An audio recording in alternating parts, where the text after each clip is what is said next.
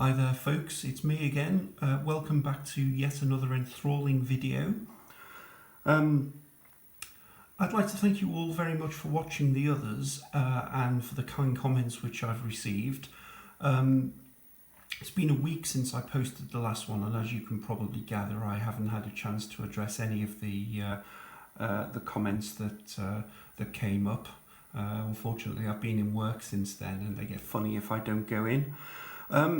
What I thought I would do in the meantime, I do a waffle video about gain with a few explanatory videos. Those of you who've spoken with me about the development of Snappy Viper and Super Lineup will know that this was by far the biggest challenge I had in both programs. I realised how to do it properly on Snappy after I'd written most of it, and I couldn't face rewriting the whole thing just to cater for the few errors that do occur from time to time. I resolved to do it properly in Super Lineup and hope that this video will show some of the challenges involved in putting it together. I think the people who designed this for the fruit machines in the 80s were either geniuses or thought of something very simple and clever which has totally escaped my thought patterns. Very probably both of those are true. GAIN stands for Guarantee Against Imperfect Nudge and was introduced into some of Barcrest's machines in the 80s. The idea was that if you nudged the reel yourself and made a complete mess of it, or nudged in a win that was less than the best possible, the machine would take over, undo what you'd done and nudge in the best possible win itself for you. The main difficulty in dealing with GAIN is avoiding nudging 20p wins in the first two reels when going for 3 of something decent. Here is the first exhibit. Okay, so what we've got is 2 nudges here, and it looks at first sight as though 3 plums are easy, but it's not as easy as you might think, because if you nudge that plum down there, you'll have 2 matching stars which are fully in view. They don't need to be on the win line, so that would be a 20p win and everything would be over. And similarly, if you nudge that plum down first, you'd have 2 plums as well as 2 stars. So that doesn't work either. So the only way to avoid a 20p win at all after 1 nudge is to move that reel up so that the star is not fully in view. But then of course you've only got 1 nudge left, and the best way you can get a win then is to nudge that reel back again. So if I just turn the sound up, we'll see how the auto nudge deals with this situation. There you go, 20p win. We'll collect that and move on to the next exhibit. So we want the same symbols on the reels, but this time we want position 16 in the matrix, which is 4 nudges. And I'll just turn the sound back off so you can see this time if we do nudge that reel up once, we'll still have 3 nudges left. And that is enough to nudge each of the plums back down into the middle, onto the win line. The only thing we must be sure to do is to nudge that plum in last to ensure that we never match the stars. So back on with the old sound, and we'll also nudge this time.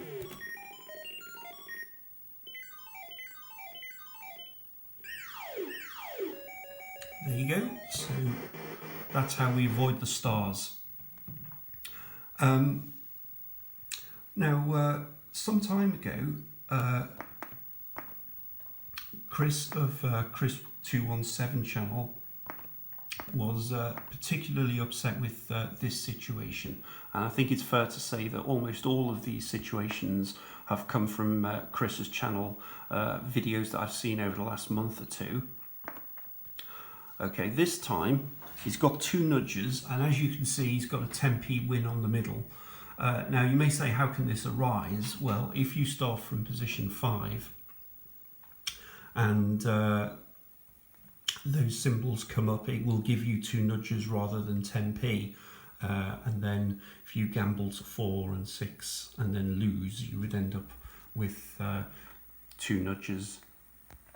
So Chris demonstrated this. He said that for 2 nudges you should be able to nudge the cherry up there to give you 3 cherries. But what he did on his video was to nudge the 3rd reel down one, which of course is a 10p win. And he was rather hoping that his machine would put that back and nudge the cherry in for him.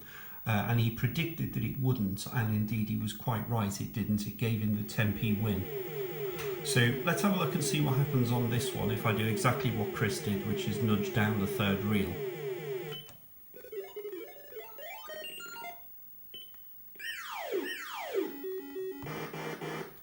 Right, well I hope Chris would approve of that. I'm going to move on to a question that I've asked people on a few occasions, and maybe you've thought this yourself, which is why, when Super Lineup is so careful to avoid nudging through wins, it makes absolutely no effort to do so when you have unlimited nudges. And hopefully this short clip will explain why. If you look at the first 2 reels, there's no way you can actually nudge either of those reels without having a win. If you nudge reel 2 up, you'll have a 10p win. If you nudge it down, you'll have a 50p win. And if you nudge reel 1 up or down, you'll have a 20p win. So in actual fact, we've got unlimited nudges here, which should be £3. Let's see what the machine makes of this.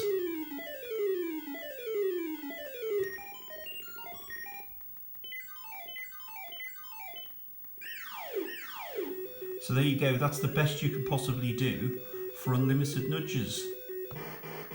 So I think that is why the machine will just nudge through wins when you have unlimited nudges, to ensure that you do get the jackpot.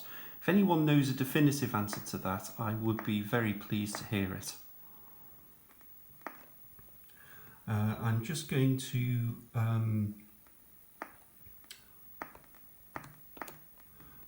try that again, but this time I'm going to nudge the first reel down first before we start and see if that makes any difference.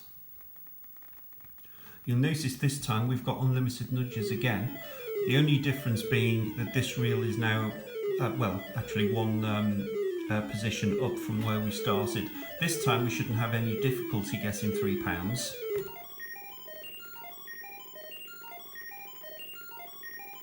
We'll have to nudge the orange out of the way first. And there's another orange coming before the bar, so that orange will have to be moved as well. There we go.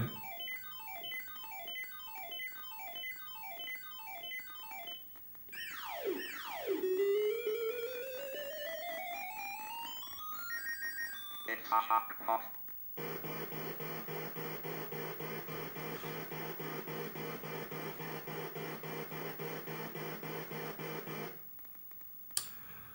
Okay, and now I come to a situation which I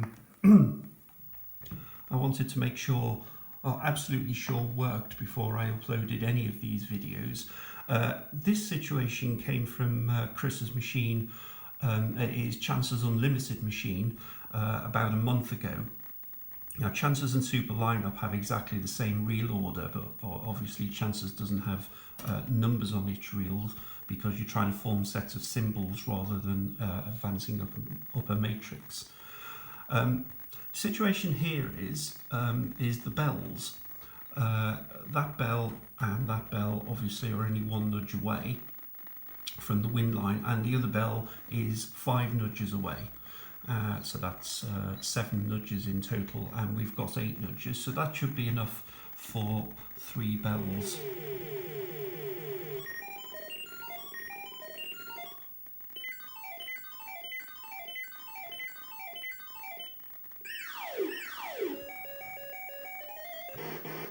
So why did we only end up with 3 plums? Well, let's try it again.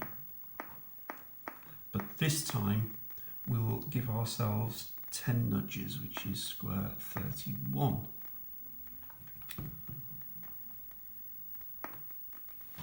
Okay, the reason is it's easy enough to get that bell onto the wind line, but it's not so straightforward for this one.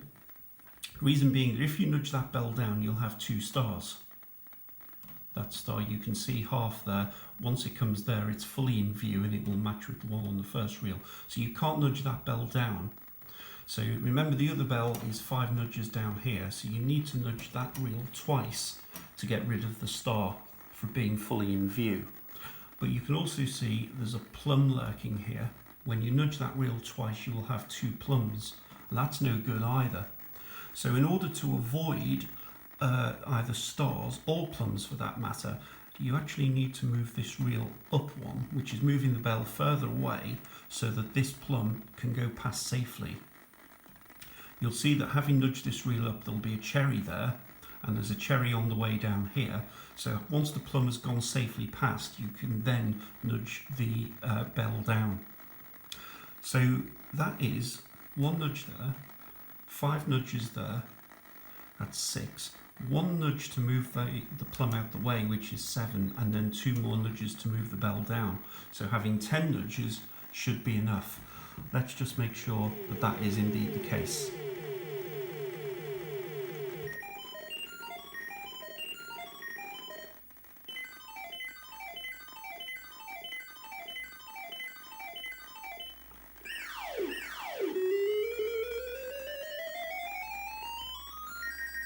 It's a hot pot.